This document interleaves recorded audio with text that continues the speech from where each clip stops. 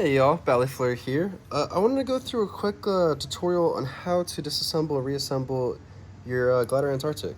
So first things first, don't strip your screws. I had someone reach out to me about them accidentally stripping their Glidr screws, which shouldn't happen. Glidr has good hardware and stuff, so it's just about the process, doing it correctly. So what you want to do, start off with two T10 Torx bits, and the benefit of having two instead of one is you can use one on one side as a sort of anchor, and the other one will just let you slowly and easily unscrew it.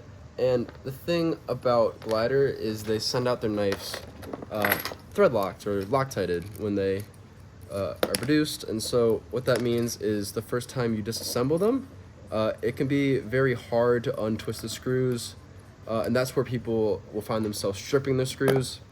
And just the way to fix that, use two Torx bits, one on each side, so that you can have that anchor just to make sure you're not slipping around and scraping up the sides of your screws until they just aren't useful anymore. So just please be careful, take your time, make sure everything's lined up, make sure you have T10 bits, not T8s. Just do the same thing with the other handle. Get it out. There you go. Now, if you have one of these, like the from the Volp hardware kit, the Extendo T10 bits, you can just pop your hardware out just like that. We love to see it. So now that everything is out, what you're gonna want to do is go and clean your stuff. Now you can either do this with a napkin, tissue, cloth.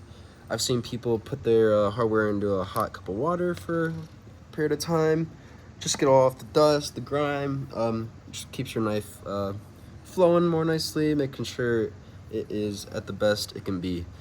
So let's say you just cleaned everything. Now that that's done, you're gonna want to put everything back together, of course. So we're gonna start with our bushing. Just pop it back into the blade, nice and easy. Grab your two washers.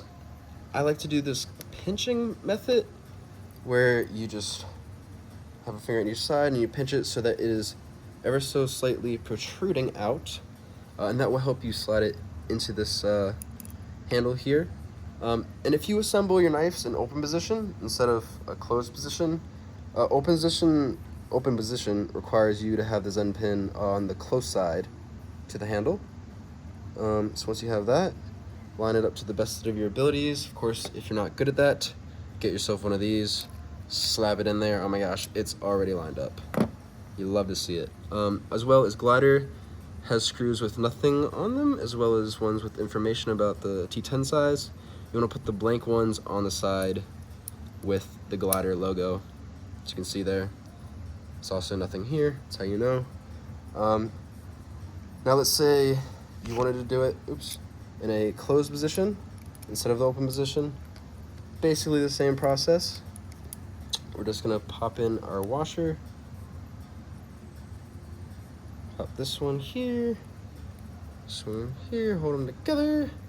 Pop in our bushing, put the washers there. Now, in closed position, you wanna have the Zen pin actually on the farther side from the blade. That's just something to keep note of. So once you get it in there, try to line it up to the best of your abilities. Of course, this is the most painstaking part of any Balisong assembly, so if you had a tool like this, it will increase your serotonin. I promise you that. Okay, again, nothing on this side, so that means it goes on the logo side. All right, now that we have these in place, we are going to Locktite our screws, which is optional, but I think it's beneficial so you don't have to go through this process every time you get tapped or something or this and that, because Loctiting should just keep everything nice and tight. Tolerance is clean, just so you don't have to do this again and again. So what I'm using is some Squid Industries glue or Loctite, and just some old thing screwdriver. This is an excessive amount of Loctite, I will say. You don't need that much, just dab it all around the threads. Squid Industries recommends to just use a little drop, but I kind of get over excessive with things. mean, at least it makes it so it really won't come out. But you really don't need that much. So once you made a mess, apply the Loctite, just place it in the screws, and just slowly, we'll press down and then slowly start to screw these back into place. You can see sometimes they don't always line up first try, and that's why you don't want to do things too hard. See, that one is having trouble lining up. This one went in nice and smoothly. You love to see that. And if you ever can get this problem where it just won't line up, don't try to just power through, make sure you can get the right angle. If it takes time, it takes time, but it's worth it to not strip your screws, okay? So once everything's relatively tight, I'm gonna open it up and I'm gonna actually tighten it. Again, you wanna use 2 T10 bits, just so you have that anchor to make sure you're not gonna slip out, so that you can properly tighten. So once you got that side tight, do it again to the other, like so. Okay. Now, there's also a method of squeezing the handles together, just to get a little extra tightness. Don't try to go too hard here because you're only using 1 bit right now. This is just to make sure I can get it as tight as possible, but if you try to crank it, you're gonna strip your screws. So please, slow and steady will win the race. Lastly, we're gonna get us some KPL. You'll love some KPL. This is just for maintenance on your knife.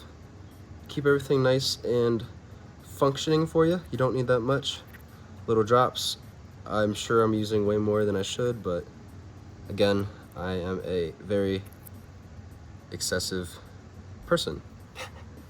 Once it's in there, give it a little clack, a little clack. Now, once the Loctite's applied, lube's in, you're gonna want to let this thing sit, for however long. Some people recommend 12 hours, some people recommend 24. To be on the safer side, just go for the 24. But I typically, personally, haven't really had issues doing only the 12 hours. So once you got everything together, we're gonna take this. Let's assume that we have been letting it sit for a while, and this is how it should turn out. I do not know how to do ASMR with valve songs, but I know how to flip them a good bit. I hope this was helpful. Sorry if it was longer than it should have been, but that's just basically how you tune your Glidr Antarctic. Get that tap out if you had any. This did have tap when I started, so I'm glad it's gone now. Your Glidr products should not have tap. If they have tap, you're either not assembling them properly or you're not maintaining them properly. Or you just stripped your screws, this, that, whatever. So make sure you take care of your stuff, guys, but of course, no one's perfect. You got beaters for a reason. Just make sure you're doing it right when you do take the time. Thanks for watching. I'll see you guys. Peace